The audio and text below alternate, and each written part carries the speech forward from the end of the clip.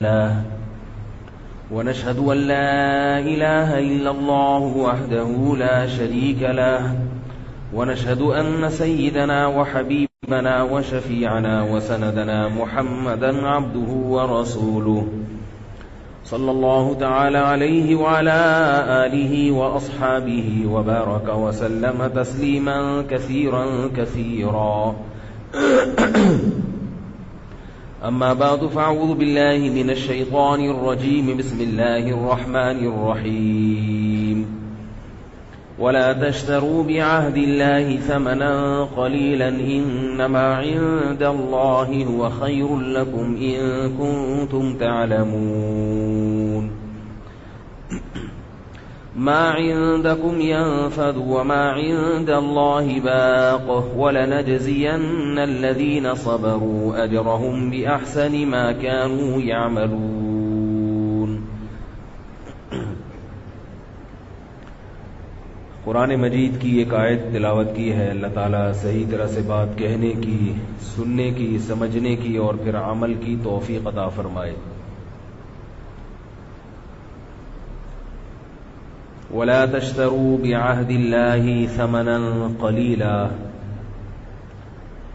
فرمایا اللہ سے تم نے جو عہد کیا ہے اسے چند ٹکوں کے بدلے میں مت بیچو. انما عند اللہ هو خیر لکم، اللہ کے پاس جو کچھ ہے وہ بہت بہتر ہے تمہارے لیے. ان کنتم تعلمون، اگر تم جان لو. ما عندکم ینفد وما عند اللہ باق، جو کچھ تمہارے پاس ہے وہ ختم ہونے والا ہے اور جو کچھ اللہ کے پاس ہے وہ باقی رہنے والا ہے. وَلَنَجْزِيَنَّ الَّذِينَ صَبَرُوا، جو لوگ صبر کریں گے ہم انہیں ضرور بالضرور بہترین بدلہ دیں گے. بِأَحْسَنِ مَا كَانُوا يَعْمَلُونَ، اس صبر کا جو وہ کیا کرتے تھے اس کا بہترین بدلہ ہم ان کو عطا فرمائیں گے. یہ قرآن مجید کی آیت ہے. اس آیت میں اللہ تعالی نے اہل ایمان کو اللہ سے کیے ہوئے معاہدے پر قائم رہنے کا حکم دیا ہے. جتنے بھی اہل ایمان ہیں، ہم سب اہل ایمان ہیں یا نہیں ہیں؟ کیا مطلب اہل ایمان کا؟ اللہ کو مانتے ہیں، اللہ کو ایک مانتے ہیں، یعنی یہ مانتے ہیں کہ اس کائنات کو کسی نے بنایا ہے، یہ خود سے نہیں بنی. پہلی بات، اس کا بنانے والا ایک ہے، اس نے اس کائنات کو بنانے میں اپنے ساتھ کسی کو شریک نہیں کیا. یہ دوسری بات ہو گئی. تیسری بات، اس نے تمام کے تمام اختیارات سب اپنے پاس رکھے ہوئے ہیں. حکومتیں جس طرح اختیارات تقسیم کرتی ہیں، اللہ نے اپنے اختیارات ایسے تقسیم نہیں کیے. یہاں تک سمجھ میں آ گئی؟ اب گڑبڑ شروع ہو رہی ہے، اختلافی مسائل شروع ہو رہے ہیں. ٹھیک ہے نا؟ قرآن اور سنت تو یہی ہے، توحید تو یہی ہے. کچھ چیزیں اختلافی تھی نہیں، بنا دی گئی ہیں. خیر میرا یہ موضوع نہیں ہے، میں آگے چلوں گا. تو تیسری چیز میں کیا بیان کر رہا ہوں، اللہ تعالی نے کسی کو اختیارات دیے بھی نہیں ہیں. جیسے حکومتیں اختیارات دیتی ہیں کیونکہ حکومتیں عاجز ہوتی ہیں، ان اختیارات دینے کی وجہ سے آپ ڈائریکٹ حکومت سے رابطہ نہیں کرتے. پانی کی سپلائی اگر بند ہو جائے تو واٹر پمپ والوں سے رابطہ کرو گے، ڈائریکٹ وزیر اعظم کو کال کرنے کی کوشش نہیں کرو گے. اگر کرو گے تو فون انگیج جا رہا ہوگا. سمجھ رہے؟ فون کیا ہوگا؟ انگیج ہوگا. کیوں ہوگا؟ یہ ایک الگ ٹاپک ہے، اس کی مختلف وجوہات ہیں.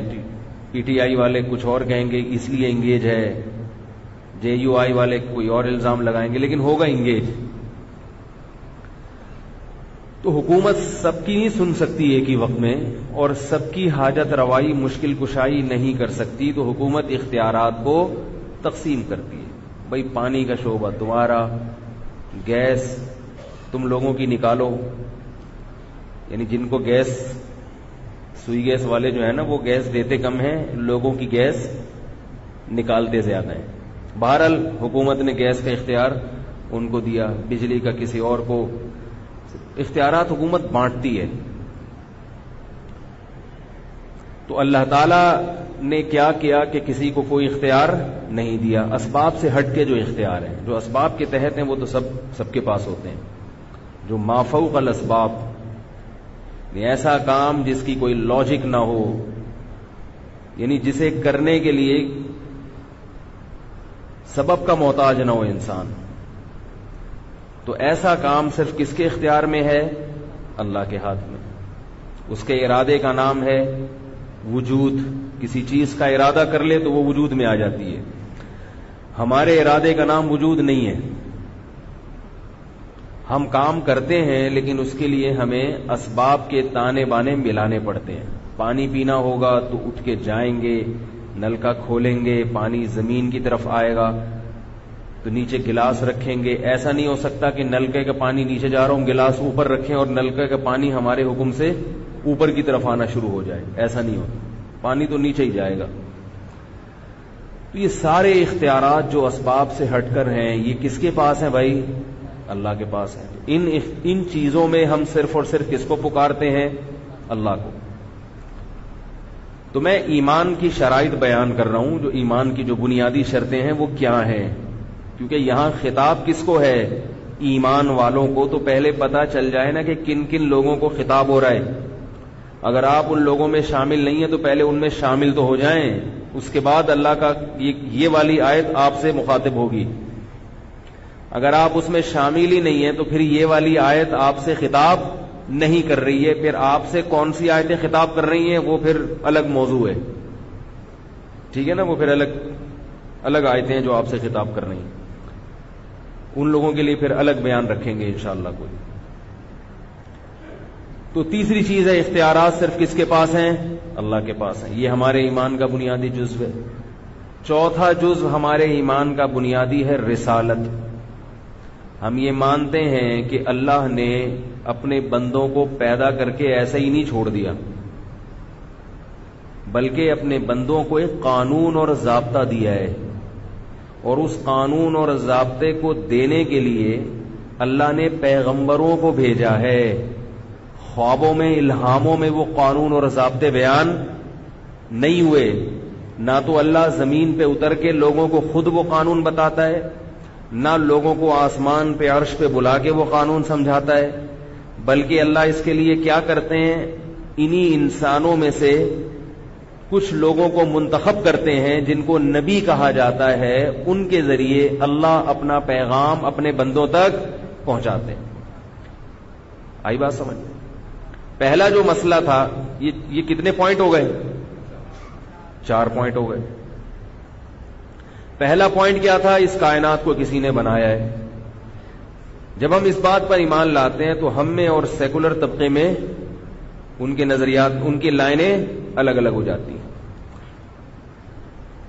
آ رہی ہے؟ وہ تو کہتے ہیں جو دہریے لوگ ہیں نا، دہریے کہتے ہیں کچھ بھی نہیں ہے، بس خود سے ہے۔ تو یہاں ہماری اور ان کی راہیں کیا ہلاتی ہیں؟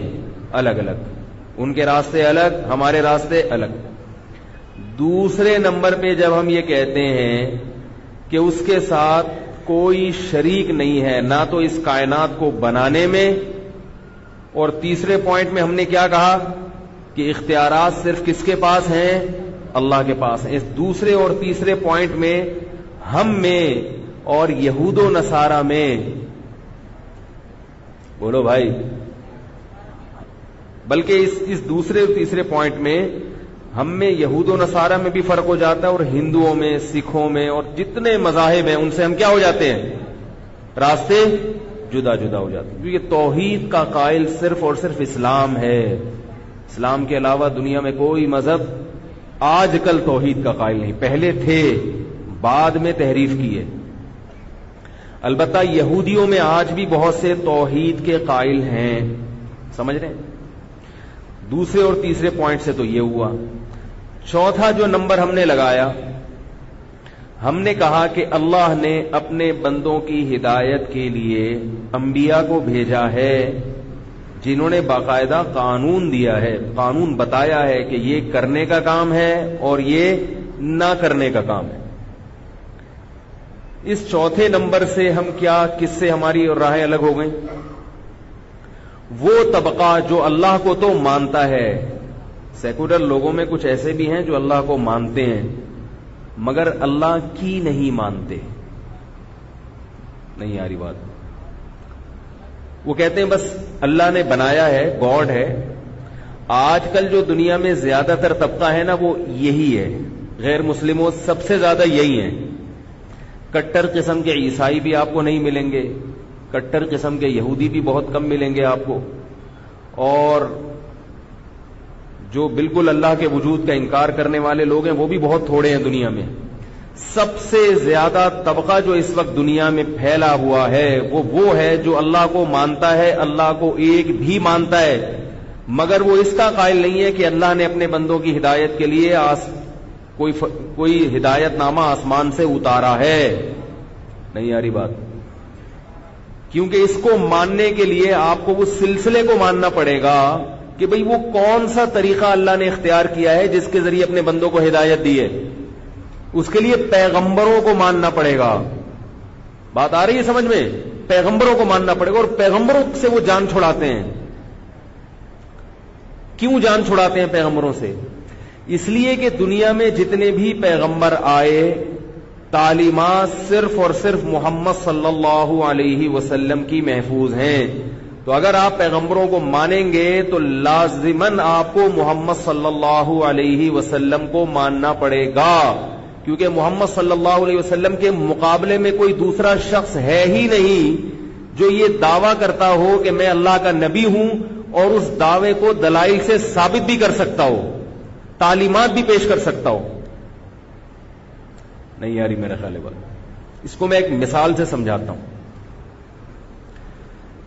دیکھو ہم پاکستانی ہیں، ہمارے ہاں امریکہ کا کوئی سفیر آئے تو ہم لوگ کوشش کرتے ہیں اس کی بہت عزت کریں، کیا خیال ہے؟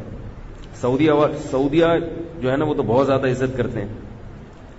سعودیہ کے جو بادشاہ ہیں وہ تو امریکہ کا کوئی سفیر آئے تو وہ تو بہت زیادہ عزت کرتے ہیں، اتنی ہم کر نہیں سکتے، اتنی مہنگی مہنگی سونے کی تلواریں ہمارے پاس ہیں نہیں، لیکن کوشش ہماری بھی یہ ہوتی ہے کہ بھئی عزت دی جائے، کیونکہ جب محلے کا دادا جب بھی آئے گا آپ کے محلے میں عزت اس کی بولو بھائی کرنی پڑے گی۔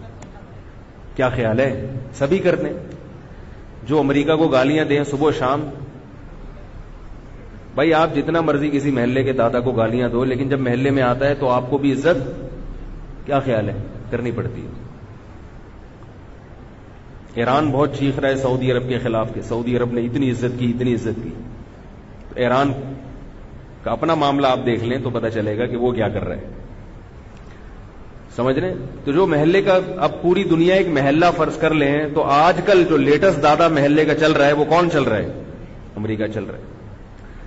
امریکہ نے اپنا سفیر بھیجا کوئی پیغام دینے کے لیے۔ دیکھیں مثال تو وہ دی چاہتی ہے نا جو ابھی معاشرے میں چل رہی ہو۔ اگر مثال ایسی دی جائے کہ مثال کو سمجھانے کے لیے 10 مثالیں اور دینی پڑیں تو وہ مثال پھر مثال نہیں ہوتی۔ امریکہ نے اپنا سفیر بھیجا، کچھ قانون اور ضابطے دے کر کہ میں ابھی دنیا کے لیے میں نے چند یہ پالیسیاں بنائی ہیں اور اس کو پوری دنیا کو، یا امریکہ کو چھوڑے اقوام متحدہ لے لیں، جتنا اختلاف سے بچا جائے کم ہے۔ اقوام متحدہ نے اپنے سفیر بھیجے دنیا کے مختلف ممالک میں، اور تمام ملکوں کے حکمرانوں اور بادشاہوں کے پاس ریٹن میں انہوں نے اپنے سفیر کے ذریعے کچھ پیغامات دیے کہ بھئی تمام ملکوں کو ان قوانین کو فالو کرنا پڑے گا، خواتین کے یہ حقوق ہوں گے، بچوں کے یہ حقوق ہوں گے، جانوروں کے یہ حقوق ہوں گے، سمجھ رہے، بوڑھوں کے یہ حقوق ہوں گے۔ جیسے اقوام متحدہ کے کچھ یعنی قوانین ہیں نا جو پوری دنیا پہ لاگو ہیں، اس میں وہ یہ نہیں دیکھتے کہ کون سا مذہب کیا کہتا ہے. بھائی یہ حقوق سب نے دینے ہیں, بچوں کے یہ حقوق سب کو ملیں گے, غریبوں کے یہ حقوق سب کو ملیں گے. باتوں کی حد تک تو ہے نا, بہرحال حقیقت ہو یا نہ ہو وہ ایک الگ ٹاپک ہے.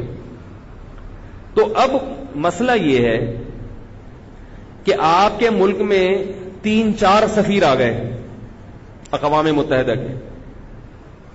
ہر ایک کا دعویٰ یہ ہے کہ میں اقوام متحدہ کا سفیر ہوں. کیا خیال ہے؟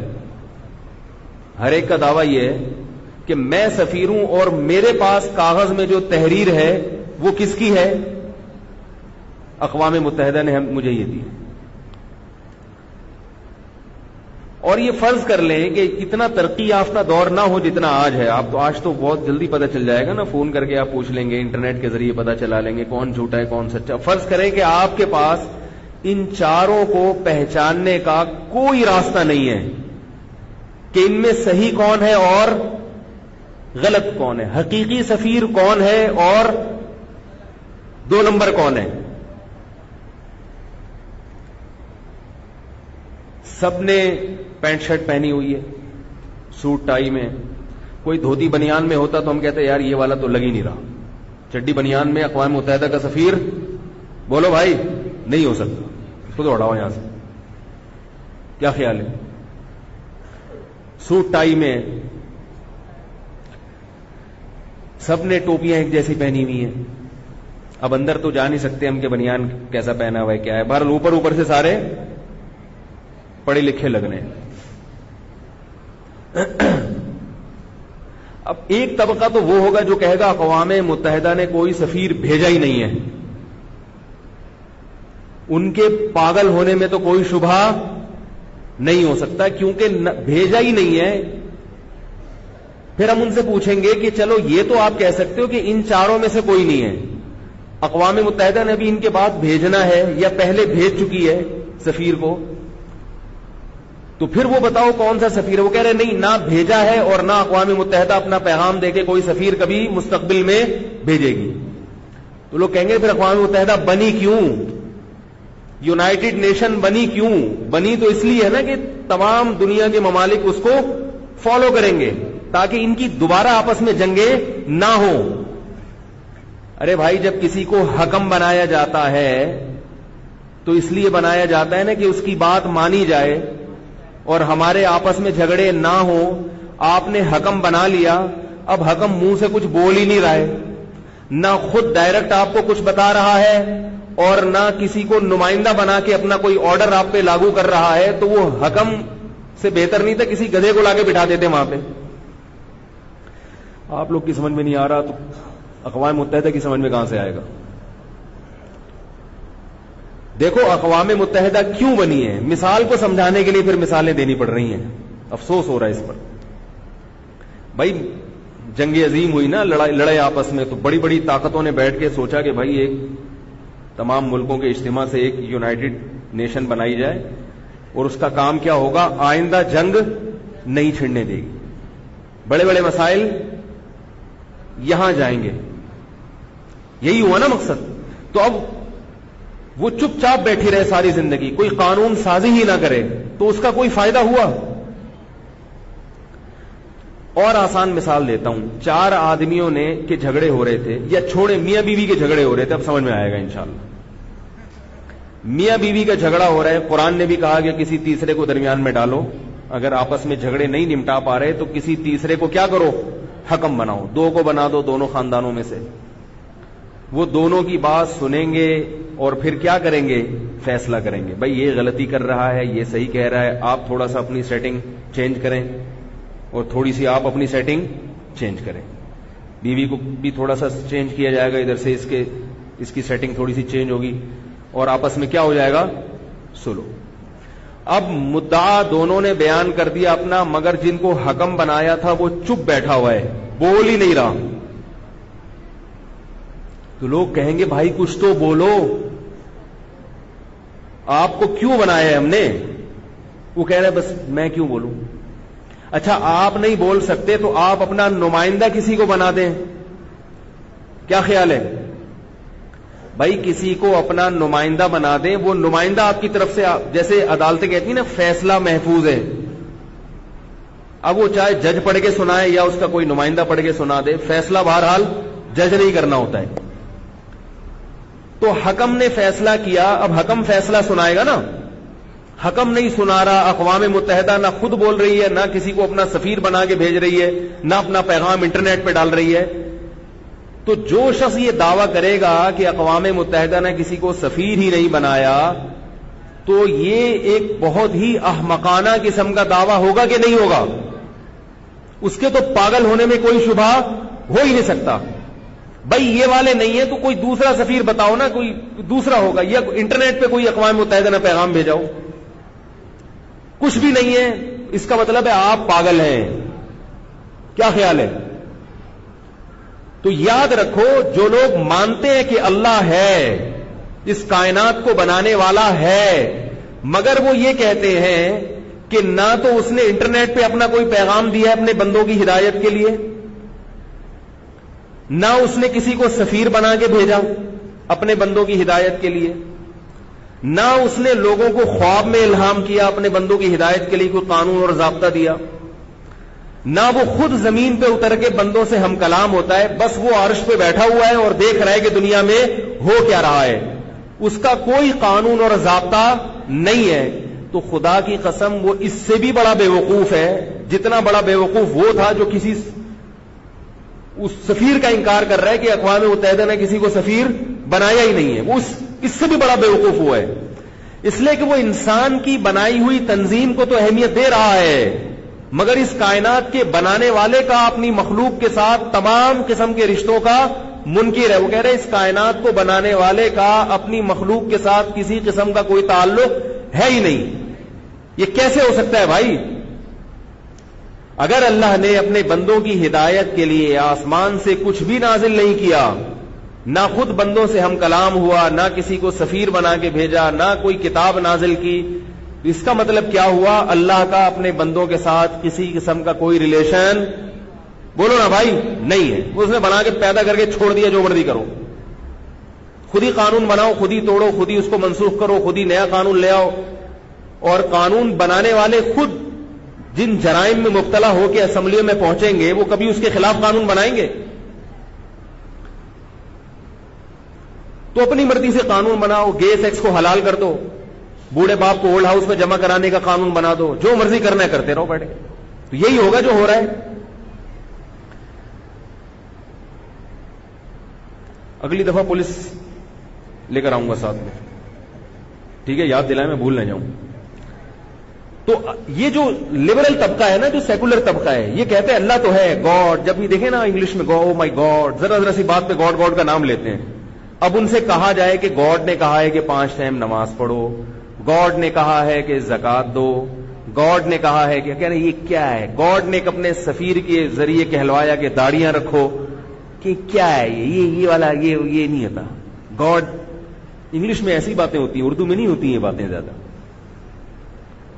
گاڈ ورڈ کیا ہوتا ہے؟ گاڈ کیا ہوتا ہے؟ ویسے بات بات پہ او مائی گاڈ. تو ایسا طبقہ دنیا، یہ مسلمانوں میں بھی ہے، شناختی کارڈ میں مسلم لکھا ہوا ہے، مگر جب ان کو کہا جائے کہ بھئی اللہ اس کے رسول کی اطاعت کرو، تو وہ فوراً کس طرف آ جاتے ہیں؟ مولویوں کا بنایا ہوا دین ہمیں قبول نہیں ہے. مولوی کو درمیان میں گھسڑ دیں گے. مولوی یہ نہیں چاہیے بھائی، اتنا ایکسٹریم پہ نہیں جاؤ بھائی،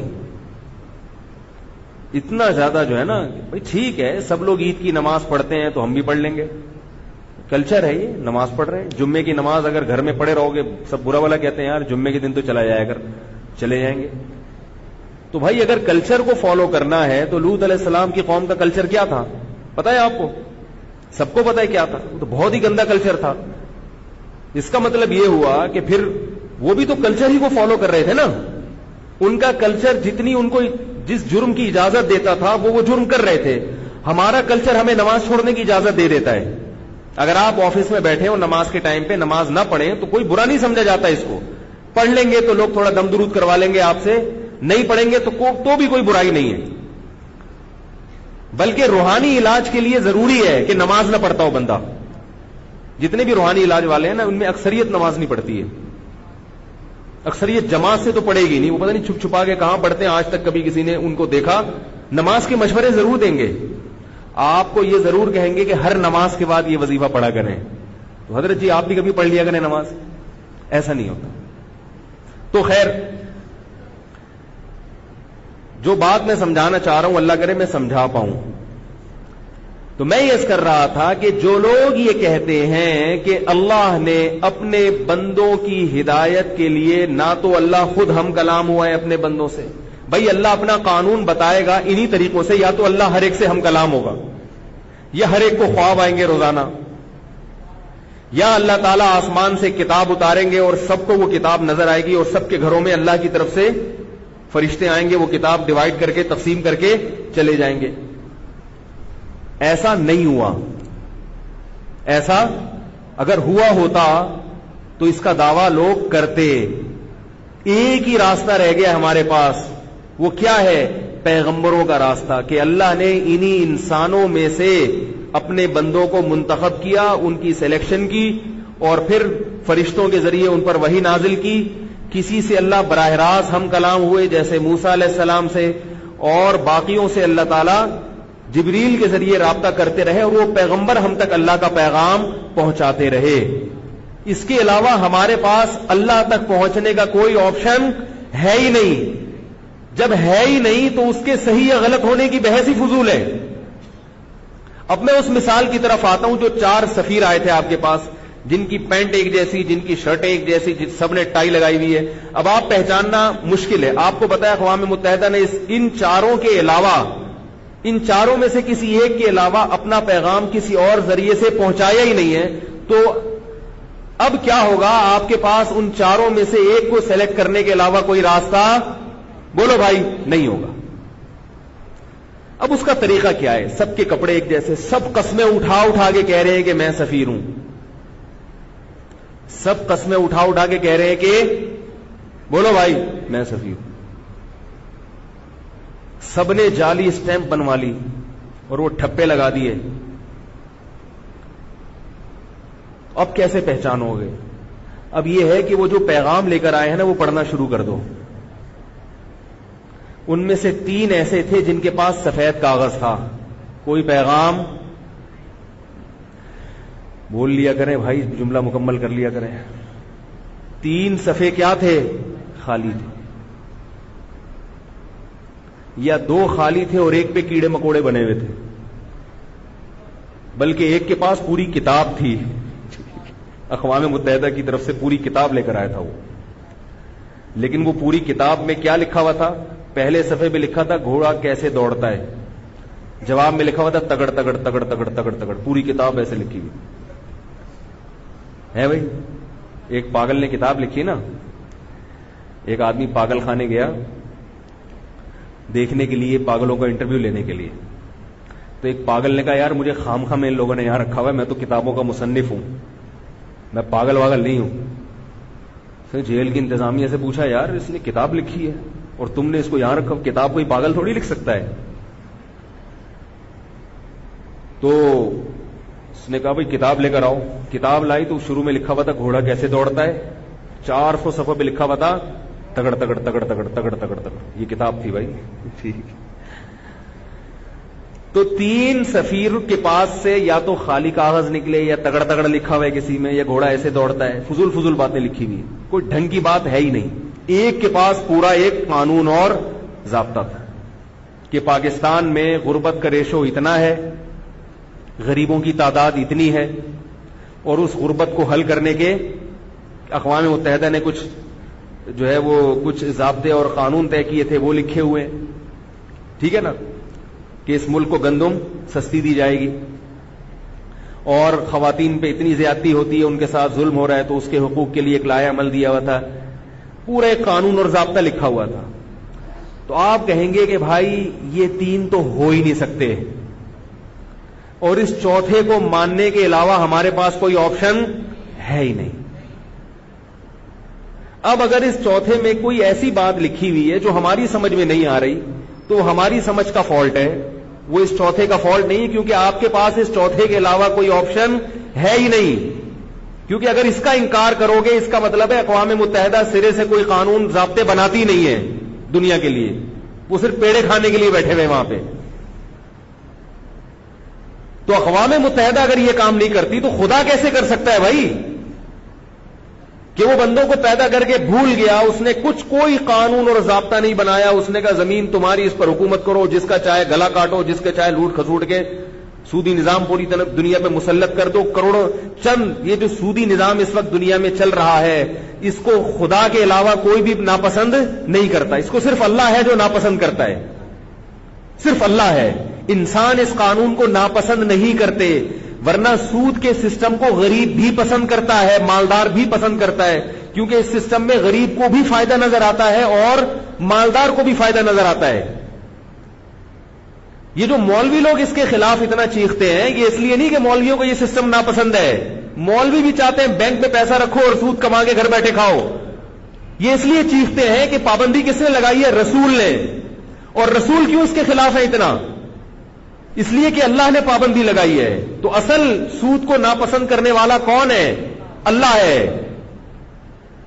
اب غریب اس پہ خوش کیوں ہوتا ہے؟ اس لیے کہ اس کو وقتی نفع نظر آتا ہے. آپ نے 1,00,000 روپے رکھوائے اور مہینے بعد وہ کتنے ہو گئے؟ 1,02,500 ہو گئے، 3,000 ہو گئے. وہ اس پہ خوش ہو رہا ہے. وہ اس نظام کے اندر جو غریب کا استحصال ہے آہستہ آہستہ اور اس کی تباہی ہے، اس کی طرف اس غریب کی توجہ نہیں ہوتی. اس کی طرف کس کی توجہ ہوتی ہے؟ بولو بھائی، اللہ کی. اس لیے اللہ نے اس کو ہمیشہ سے حرام کر دیا. بھائی زمین پہ میرا قانون چلے گا تو سودی نظام نہیں چلے گا. اس سودی نظام کی تباہی ہے کہ دولت سمٹ کے 10-15 انسانوں کے ہاتھوں میں چلی گئی ہے. ماہرین معیشت کہتے ہیں اگر 10-15 آدمیوں کی دولت ان سے لے کر تقسیم کر دی جائے تو پوری دنیا سے غربت کا خاتمہ ہو جائے گا. میرا ایک بیان ہے اسلام کا نظام معیشت، وہ کبھی آپ یوٹیوب پہ سرچ کر کے سنیں. میں تھوڑا سا اس کی طرف روشنی ڈالتا ہوں معمولی سی. یہ 4 سفیروں والی مثال رہ نہ جائے، یہ آپ اس کی طرح گچی پکڑ کے رکھیں. ابھی یہ مثال مکمل نہیں ہوئی، آپ کو کہہ رہا ہوں. یہ جو ہم بینکوں میں پیسہ رکھتے ہیں نا، سود لیتے ہیں اس پہ کہ 1,00,000 روپے کا ہمیں کتنا ملے گا. آج کل ریٹ کیا چل رہا ہے؟ 2% چل رہا ہے. کتنا چل رہا ہے؟ میرا خیال ہے اور کم کر دیا ان لوگوں نے. چلو 2% لگا لو. 1,00,000 پہ 2,000 مل رہا ہے. غریب آدمی خوش ہوتا ہے میں نے 1,00,000 روپے رکھے اور اگلے مہینے مجھے بیٹھے بیٹھے فری میں کچھ کیے بغیر 2,000 روپے مل گئے. یہ دنیا کے بڑے بڑے ماہرین الو بنا رہے ہیں آپ کو. غریب کو الو بنایا جا رہا ہے. ہوتا کیا ہے کہ جو بڑی بڑی کمپنیاں ہیں، صابن بنانے والی کمپنیاں، ڈبل روٹی بنانے والی کمپنیاں، آپ کو پتا ہے کہ جتنی بڑی بڑی کمپنیاں جو مارکیٹ میں اپنی پروڈکٹ پھینکتی ہیں ان کو پیسہ چاہیے ہوتا ہے. وہ پیسہ کہاں سے لیتی ہیں؟ بولو بھائی، بینک سے. وہ ان کی خون پسینے کی کمائی نہیں ہوتی. وہ فری پھوکٹ میں بیٹھے بیٹھے ان کو کہاں سے ملتا ہے؟ وہ بینک سے ملتا ہے. یہیں سے توازن خراب ہونا شروع. بیٹھے بیٹھے آپ کے ہاتھ میں بیٹھے بیٹھے اتنی بڑی رقم آئے گی تو ظاہر ہے معیشت کا نظام کیا ہوگا؟ اس سے خراب ہوگا. چند ہاتھوں میں دولت سمٹنا شروع. اب ہوتا کیا ہے؟ مثال کے طور پر ایک بریڈ بنانے والی کمپنی کی میں مثال دیتا ہوں، ڈبل روٹی بنانے والی کمپنی کی مثال دیتا ہوں. اس نے بینک سے قرضہ اٹھایا. بینک نے اس سے جو ریٹ طے کیا 1,00,000 پہ 4,000. ایک مثال دے رہا ہوں، مجھے نہیں پتا کہ جو ہے نا وہ KIBR کیا چل رہا ہے آج کل. کراچی انٹر بینک جو ایک ریٹ ہوتا ہے، لندن کا کیا ہے، کراچی کا مجھے ابھی اس وقت معلوم نہیں ہے. فرض کر لے کہ 1,00,000 پہ 4,000 جو ہے نا بینک نے اس تاجر ان کمپنی سے کیا لیا؟ پروفٹ لیا. کیونکہ 1,00,000 پہ 2,000 بینک کو کس کو دینا ہے؟ غریب کو دینا ہے نا. او بھائی، جو غریب نے 1,00,000 روپے بینک میں اپنی ساری زندگی کے رکشے چلا چلا کے جو پیسے بچائے تھے وہاں رکھے تھے، تو اس 1,00,000 پہ بینک اس کو 2,000 دے گا تو اپنا بھی تو بچائے گا نا بھائی. تو 4,000 بینک نے اپنے بچائے رکھے، 2 اس میں سے غریب کو دیے، 2 کس کے پاس تھے؟ اپنے پاس تھے. اب جو کمپنی جو بریڈ بنا رہی ہے وہ 1,00,000 پہ 4,000 روپے اس کو بینک کو دینے ہیں، تو وہ ڈبل روٹی کی قیمت اسی حساب سے بڑھائے گی کہ نہیں بڑھائے گی؟ ہے بھائی, کیونکہ وہ اس کے پروفٹ میں, بولو بھائی, نہیں ہے. اس کو پتا ہے یہ تو میں نے بینک کو دینے ہیں. تو بریڈ کی جو قیمت ہے مارکیٹ میں وہ خود بخود 4% بڑھ جائے گی. غریب آدمی اس نے 1 لاکھ روپے نکلوا کے 2,000 جو پروفٹ لیا, جب وہ اس 1 لاکھ سے ڈبل روٹیاں خریدے گا تو وہ 2,000 اضافی اس مہنگائی میں دے گا کہ نہیں دے گا؟ بولو بھائی. تو وہ گھوم کے کہاں چلا گیا؟ دوبارہ بینکوں کے جیب میں چلا گیا کہ نہیں چلا گیا؟ یہ سودی نظام اگر نہ ہوتا تو چیزوں کی قیمتیں اتنی تیزی سے اوپر نہ چڑھتی. شریعت نے اس کے خلاف جو نظام دیا ہے وہ مضاربہ اور شرکت کا نظام دیا ہے. اب شرکت کے نظام میں کیا ہوتا ہے؟ وہ جو اسلام نے دیا, جو اللہ نے دیا, یہ محمد صلی اللہ علیہ وسلم نے نہیں دیا, یہ مولویوں نے نہیں دیا. یہ نظام کس نے دیا ہے؟ اس کائنات کو بنانے والے نے. محمد صلی اللہ علیہ وسلم نے صرف اس پیغام کو پہنچایا ہے, بنایا نہیں ہے. محمد صلی اللہ علیہ وسلم تو لکھنا پڑھنا نہیں جانتے تھے, وہ کیسے ایک ایسا قانون بنا سکتے تھے؟ اللہ کا جو قانون ہے وہ کیا ہے؟ شرکت میں نفع اور نقصان میں پرسنٹیج کے حساب سے آپ کو شریک ہونا پڑے گا. کیا مطلب؟ اب یہی اگر شرکت کا نظام ہوتا, غریب آدمی بینک کو 1 لاکھ روپے دیتا اور بینک سے کہتا آپ کو جتنا پروفٹ ہوگا اس میں سے 2% مجھے چاہیے. ایک 2% کی مثال دے رہا ہوں میں. ویسے تو انویسٹر کا جو ریشو ہے وہ زیادہ ہوتا ہے, عام طور پہ 70% ہوتا ہے انویسٹر, اور 30% وہ لیتا ہے جو عمل کرتا ہے. 1 لاکھ پہ مجھے کتنا چاہیے؟ 2%. بنتا وہ بھی 2,000 ہی, لیکن وہ 1 لاکھ کا 2,000 نہیں, جو پروفٹ ہوگا اس کا مجھے 2% چاہیے, یا 20% چاہیے, یا 25% چاہیے. پرسنٹیج. بینک یہ پیسے کس کو دیتا؟ کمپنیوں کو. کمپنیوں سے, ڈبل روٹی والی کمپنی سے کہتا ہے کہ آپ کا جو پروفٹ ہوگا اس پروفٹ میں سے مجھے 4% چاہیے. نہیں یاری بات, بہت ٹیکنیکل بات ہے, اس کو سمجھیں. پروفٹ میں سے مجھے کتنا چاہیے؟ مجھے 2,000 4,000 نہیں چاہیے. مجھے اس سے غرض نہیں ہے کہ میں آپ کو دے کتنے رہا ہوں, مجھے اس سے غرض ہے کہ میرے پیسوں سے آپ کماتے کتنا ہو. ہم جو آپ کو 1 کروڑ کا قرضہ دے رہے ہیں, اس 1 کروڑ پہ آپ جتنے کماؤ گے اس میں سے 4% ہمارے اور 96% تمہارے. نہیں یاری بات. اب کیا ہوا ہے کہ جو ڈبل روٹی بنانے والی کمپنی ہے اس نے ڈبل روٹی کے ریٹ بڑھا دیے, تو خود بخود اس کمپنی کا پروفٹ بڑھے گا اور 4% خود بخود بڑھ جائے گا. بینک کا نفع خود بخود بڑھے گا, اور بینک کا نفع بڑھے گا تو بینک کو جس نے قرضہ دیا ہے اس کا نفع خود بخود. تو آپ جتنی مرضی قیمتیں بڑھا لیں مارکیٹ میں, ان قیمتیں بڑھنے سے وہ پروڈکٹ کی جیسے قیمت میں اضافہ ہوگا تو عوام کو بھی اس کی حساب سے نفع ملنا شروع ہو جائے گا. سودی نظام میں آپ رقم دے کے بھول جاتے ہو, آپ نہیں دیکھتے کہ میرے اس پیسے سے کون کتنا کتنا کما رہا ہے. آپ کو 2 نوالے 2 چونیاں ٹھنیاں پکڑا کے بینک خوش ہو جاتے ہیں, آپ کو مطمئن کر دیتے ہیں مزے کرو. اور بینکرز کیا کرتے ہیں؟ وہ کچھ بھی نہیں کر رہے, وہ صرف ادھر سے پیسہ اٹھایا, ادھر دیا, ادھر سے اتنے لیے, ادھر سے اتنے دیے, اور بیٹھ کے نوٹ گنتے ہیں بیٹھ کے. وہ کسی قسم کا رسک لینے کے لیے تیار نہیں ہوتے. یہ غیر فطری نظام ہے دولت کی ریل پیل کا. قرآن نے زکوٰۃ کا اور صدقہ فطر کا اور مال غنیمت کی تقسیم کا جو فلسفہ بیان کیا, کئی لا یکون دولتم بین الاغنیاء منکم, اللہ چاہتے ہیں کہ دولت چند ہاتھوں میں سمٹ کے نہ رہ جائے. تو جیسے صدقات و خیرات سے دولت تقسیم ہوتی ہے, ابھی قربانی ہوئی نا, کتنی تقسیم ہوئی ہے دولت. 1 ارب روپے کا کاروبار ہوا ہے صرف کراچی میں, تو اس کاروبار سے غریبوں کے چولہے جلے کہ نہیں جلے؟ دولت مندوں کی جیب سے پیسہ نکل کے گیا ہے, اور غریبوں کی جو بھینسیں گائے پالنے والے لوگ ہیں ان کی جیبوں میں گیا ہے. اور گوشت کتنا تقسیم ہوا غربا اور مساکین میں.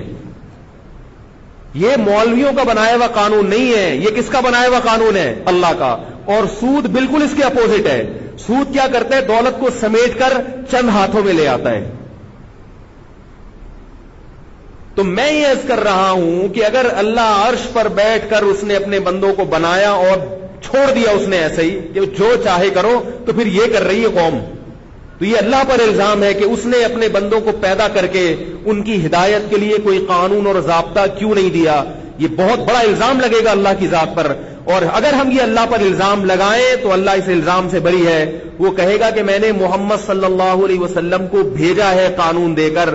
اگر کوئی کہے میں محمد کو نہیں مانتا تو پھر وہی سوال ہوگا پھر تو کس کو مانتا ہے؟ بتا. اس کے پاس جس کو بھی تو کہے گا نا کہ یہ اللہ کا سفیر ہے اس کے پاس خالی کاغذ کے علاوہ کچھ بھی نہیں نکلے گا. اور اگر کسی کے پاس کچھ لکھا ہوا نکلے گا تو وہ کیڑے مکوڑے ہوں گے. وہ گھوڑا کیسے دوڑتا ہے؟ تگڑ تگڑ تگڑ, اس کے علاوہ کچھ بھی نہیں ہے. جب آپ کے پاس محمد صلی اللہ علیہ وسلم کے علاوہ کوئی آپشن ہی نہیں ہے اللہ کا قانون جاننے کا, تو اس کے صحیح یا اس محمد صلی اللہ علیہ وسلم کے علاوہ کے بارے میں اس کے صحیح یا غلط ہونے کی بحث ہی نہیں ہو سکتی. دیکھو جو 4 سفیر تھے نا, گچی چھوڑ دیں, اب میں آ گیا ہوں سفیروں کی طرف, ٹھیک ہے. یہ بیچارے کب سے پکڑ کے بیٹھے ہوئے کہ یار چھوٹ نہ جائے.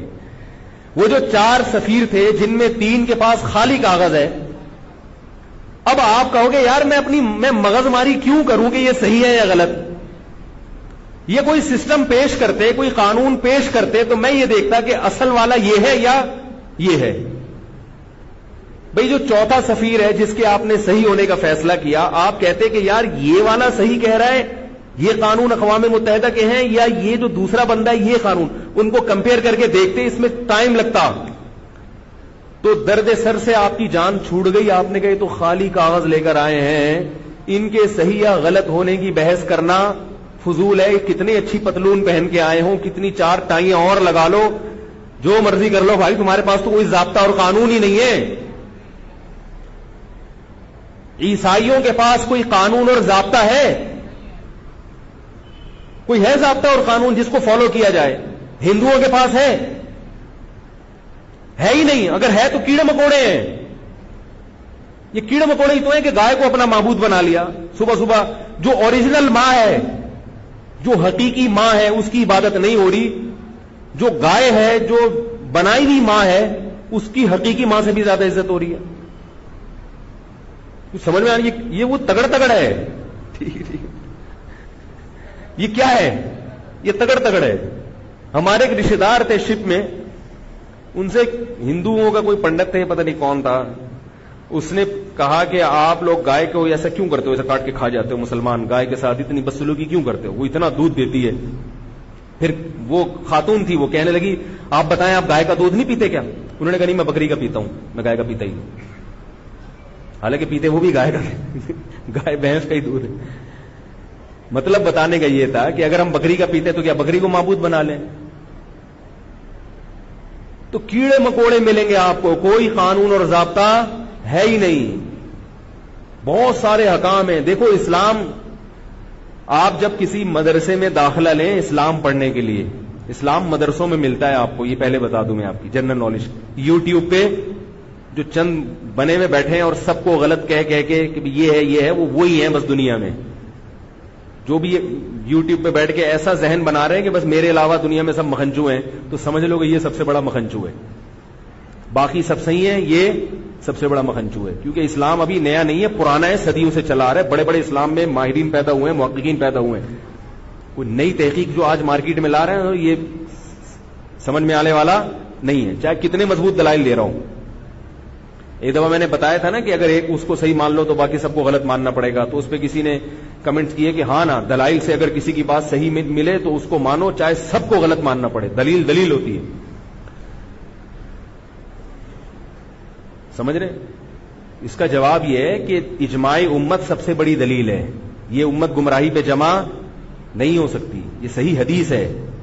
تو کسی بھی ایسے آدمی کی بات کو ماننے میں کہ سب کو غلط ماننا پڑ رہا ہے, تو قرآن و سنت سے ہمیں پتہ چلتا ہے کہ اس امت میں سب غلط نہیں ہو سکتے, کیونکہ نیا نبی نہیں آئے گا. سمجھ رہے ہیں کہ نہیں سمجھ رہے بات کو؟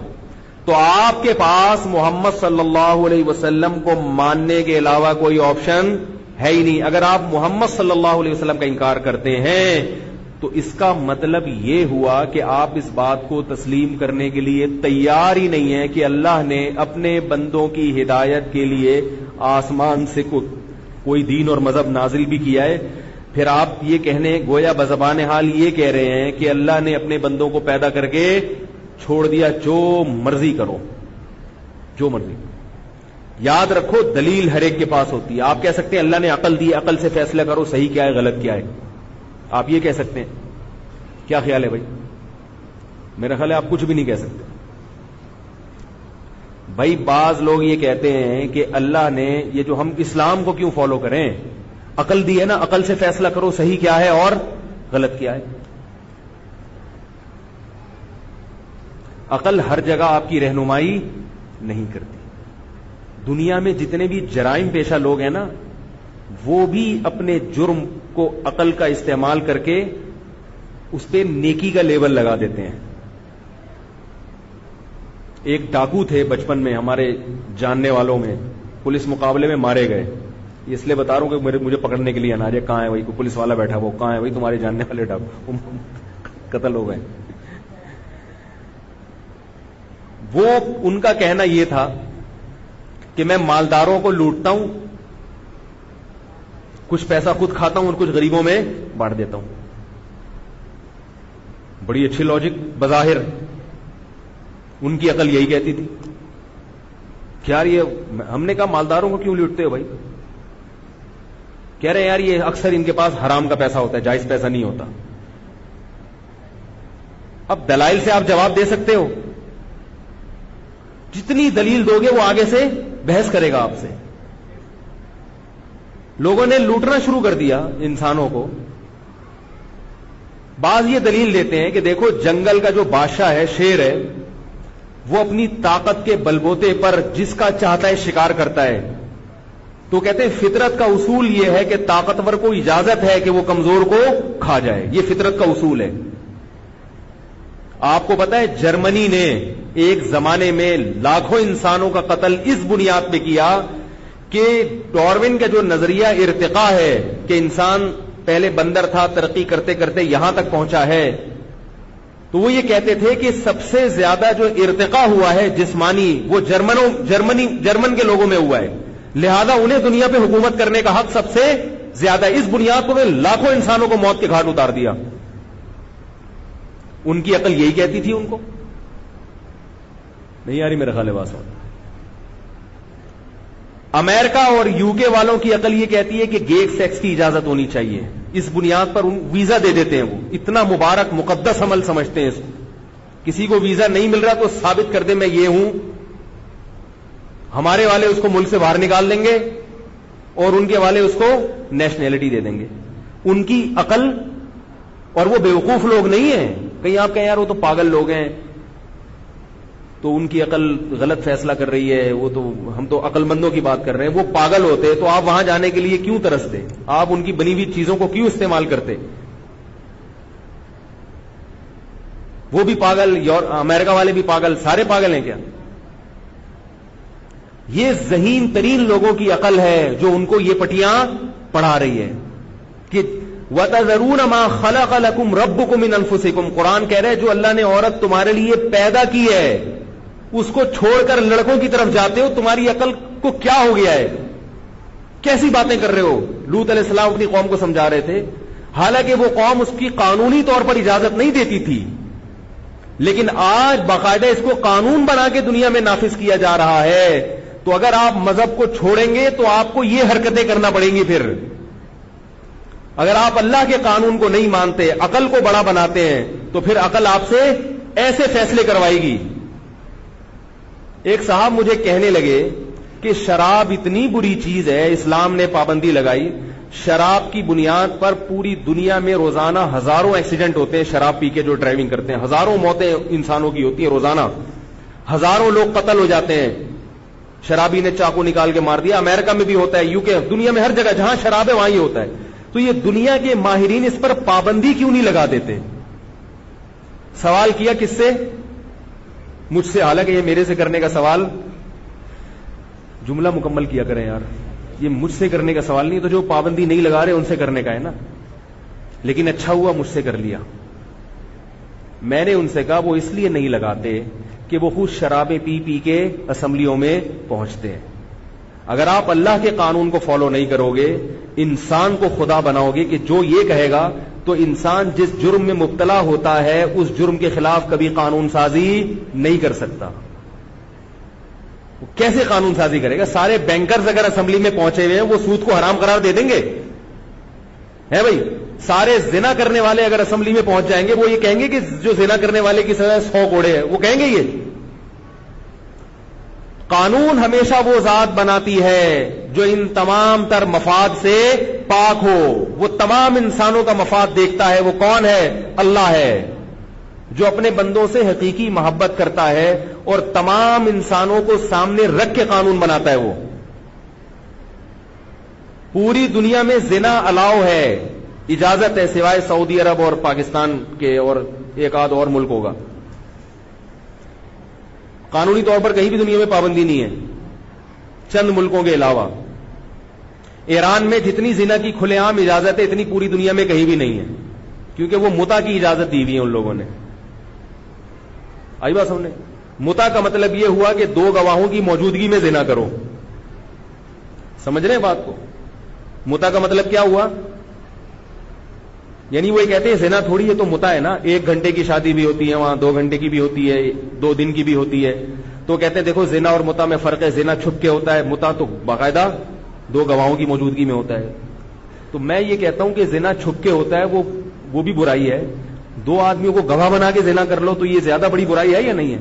نکاح میں اور زنا میں بنیادی فرق یہ ہے کہ نکاح ہمیشہ کے لیے ہوتا ہے اور زنا متع چند گھنٹوں کے لیے ہوتا ہے. زنا بھی چند گھنٹوں کے لیے ہوتا ہے. تو کوئی فرق نہیں ہے اسلام میں، یاد رکھو، متع میں اور زنا میں.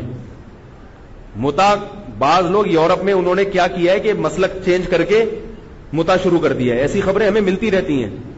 اللہ کے عذاب سے ڈرو، اللہ کے عذاب سے. حرام کو حلال کا لیبل لگا کے مت استعمال کرو اس کو، حرام کو حرام سمجھ کے کرو. اسلام میں متع کی کوئی گنجائش. ویسے بھی عقلی طور پر دیکھو، یہ متع اتنا گندا عمل ہے، اتنا گندا عمل ہے کہ کوئی بھی شریف آدمی کبھی بھی یہ نہیں کرتا. جو بھی متع کے دلائل دے رہا ہوں نا انٹرنیٹ پہ بیٹھا ہوا، جو بھی متع کے دلائل دے رہا ہوں نا، متع جائز ہے، متع فلانے نے کیا تھا، متع فلاں جائز ہے، تو اس سے بولا کرو ٹھیک ہے آپ اپنی سسٹر کا، معاذ اللہ مجھے کہتے ہوئے بھی اچھا نہیں لگ رہا، ان کا متع کروا دیں فلاں سے. ایک دم آگ بگولا ہو جائے گا، غصہ ہو جائے گا، ایک دم غصہ آ جائے گا. تو بھائی غصہ کیوں آ رہا ہے آپ کو؟ نکاح کرتے ہوئے غصہ آتا ہے کسی کو؟ لوگ اپنی بچیوں کے رشتوں کے لیے خود آتے ہیں علماء کے پاس، بھائی حضرت کوئی رشتہ ہو بتا دیں، کوئی ہو تو بتا دیں. متع کے لیے کیوں نہیں آ رہے؟ ان کو شرم آ رہی ہے. اس کا مطلب ہے یہ صحیح کام نہیں ہے. تو جو متع کے حق میں دلائل دے رہے ہیں نا، وہ بھی کبھی اپنی بہن بیٹی کے لیے اس کو پسند نہیں کرتے. وہ کہتے ہیں اگر کرنا ہے چھپ کے کرو، ہمیں نہیں بتاؤ. اس کا مطلب ہے کہ دال میں کچھ کالا کالا ہے، یہ کوئی اچھا عمل نہیں ہے. تو میں یہ عرض کر رہا تھا کہ دنیا نے زنا کی اجازت دے دی جیسے سود کی اجازت دی ہے، کیونکہ سود میں غریب آدمی کو اپنا بظاہر فائدہ نظر آ رہا ہے نا. وہ بہت غریب آدمی اتنی گہرائی تک تھوڑی جائے گا کہ 1 لاکھ روپے دوں گا 2000 ملیں گے تو ڈبل روٹی مہنگی ہو جائے گی. ٹھیک ہے، وہ اس کو تھوڑی دیکھ رہا ہے، وہ اس کو تھوڑی دیکھ رہا ہے کہ وہ 2000 جو بچا تھا وہ ادھر ڈبل روٹی میں انڈوں میں نکل جائیں گے. وہ اس کو تھوڑی دیکھ رہا ہے، وہ تو بس سرسری طور پر دیکھ رہا ہے. وہ یہ نہیں دیکھ رہا کہ پیسہ چند ہاتھوں، سارا پیسہ سمٹ کے چند لوگوں کے پاس جا رہا ہے. اتنی گہرائی میں تھوڑی جاتا ہے وہ. یہ تو جو کائنات کو بنانے والا رب ہے وہ جانتا ہے یہ ساری چیزیں. ایسے ہی زنا کا معاملہ ہے. زنا کرنے والی عورت اور زنا کرنے والا مرد وہ یہ سمجھتے ہیں کہ ہم دونوں کا فائدہ اس میں، حالانکہ اس میں عورت کا نقصان ہے، برباد ہو رہی ہے عورت اس میں. خواتین کو جو شریعت نے پردے کا حکم دے دیا، یہ خواتین کے فائدے کے لیے دیا ہے، خواتین کو پریشان کرنے کے لیے نہیں دیا.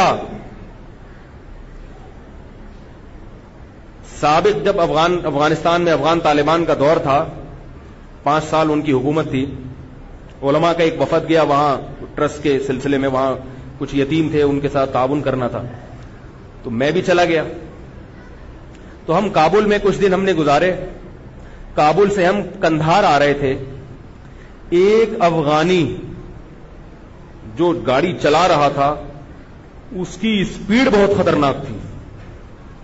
اتنی اسپیڈ سے گاڑی بھگا رہا تھا، ہمیں ڈر لگ رہا تھا کہیں ماری نہ دے ہم کو. کوئی اسپیڈ بریکر ایسا نہیں تھا اس کی راہ میں جو بریکر کا کام دے رہا ہو. ہم نے کہا بھائی کیا ہو گیا اللہ کے بندے. پتا چلا کہ جی شادی شدہ آدمی ہے، 3-4 مہینے سے بیوی سے دور ہے، اب 3-4 مہینے بعد جا رہا ہے تو پھر یہ سپیڈ ہے اس کی. کیوں یہ سپیڈ تھی؟ افغانستان میں 2-3 مہینے میں کابل میں اور مختلف علاقوں میں کسی ٹرسٹ کے سلسلے میں گیا تھا. 3-4 مہینے رہا ہوں, ایک عورت بھی نظر, بولو بھائی, نہیں آتی. جب ایک عورت بھی بندے کو نظر نہیں آئے گی تو اس کو پتا ہے کہ جو نظر آتی ہے بس وہی ہے میرے پاس, اس کے علاوہ میرے پاس کوئی آپشن نہیں ہے. اتنا بھرا ہوا تھا, اتنا بھرا ہوا تھا, ایسے بھاگ رہا تھا. ہم نے کہا ہمیں کیوں, ہماری عورتوں کو کیوں بیوہ کروائے گا بھائی تو اپنے چکر میں. ایسے بھاگ رہا تھا. عورت کو پردہ کرا کے شریعت نے عزت کس کو دی ہے؟ اس بیوی کو جو گھر میں بیٹھی ہوئی ہے. مرد اس کا محتاج ہوتا ہے, اس کو آرام سے طلاق نہیں دے سکتا, چھوڑ نہیں سکتا. اور آج کیا حال ہے؟ 3-3, 4-4 مہینے کے 2-2 سال گھروں سے باہر رہتے ہیں, بیوی یاد اسکائپ پہ ٹہلا رہے ہیں اس کو. بس اسکائپ پہ بات ہو جاتی ہے روزانہ میری اپنی وائف سے. یہ لوگ بتاؤ, میں کہتا ہوں یار 2 سال تم بیوی سے دور کیسے رہتے ہو؟ کہتے ہیں اسکائپ پہ میری بات ہوتی ہے روزانہ. بات ہی ہوتی ہے نا بھائی, بات چیت تو ابا سے بھی ہوتی ہے, بات چیت تو آپ کی والدہ سے بھی ہوتی ہوگی. یاد ہی نہیں آتی ان کو. کیوں یاد نہیں آ رہی؟ عورت بے پردہ ہے, ان کو دیکھنے کے اتنے ڈیزائن مختلف نظر آ رہے ہیں کہ بیوی ان کو بوجھ لگتی ہے. بوجھ کے یار یہ کیا چڑیل گھر میں لا کے رکھ لی ہے میں نے, 20 سال سے وہی دیکھ رہا ہوں میں. یہ قانون کس نے بنایا ہے پردے کا؟ اللہ نے. کس کے تحفظ کے لیے؟ عورت کے تحفظ کے لیے. جب عورتیں پردہ کیا کرتی تھی, لڑکے بالغ ہوتے ہی گھر میں چیختے تھے شادی کراؤ شادی. اب لڑکے سے ابا بول بھی دینا گن پوائنٹ پہ کر لے, وہ کہتا ہے میں پاگل نہیں ہوں, ٹینشن پال لوں میں. الا یہ کہ 2-4 بیوقوف سے جو میرے بیان میں بیٹھتے ہیں, معذرت کے ساتھ, یعنی دنیا کے لحاظ سے بیوقوف, میرے لحاظ سے تو بہت عقل مند ہے وہ کیوں نہیں؟ اس کو پتا ہے بھائی انٹرنیٹ پر اور ہر جگہ دوستیاں لڑکیوں سے, اتنی اس کے پاس رنگ رلیاں ہیں, رنگ رلیاں منانے کے لیے اتنی اس کے پاس انٹرٹینمنٹ کے لیے ذرائع ہیں کہ اس کو بیوی کی ٹینشن پالنا بوجھ لگتا ہے. تو یہ بے پردگی کا قانون دنیا کے ماہرین نے بنایا ہے, بڑے بڑے عقل مندوں نے, اور اس میں عورت کا انہوں نے بیڑا غرق کر دیا. معاشرے میں عورت کا مقام ختم کر دیا انہوں نے. اور پردے کا قانون کس نے بنایا؟ مولویوں نے بنایا ہے یا محمد صلی اللہ علیہ وسلم نے بنایا ہے؟ اللہ نے بنایا. اللہ نے. محمد صلی اللہ علیہ وسلم کی اپنی زوجہ پردہ نہیں کرتی تھی.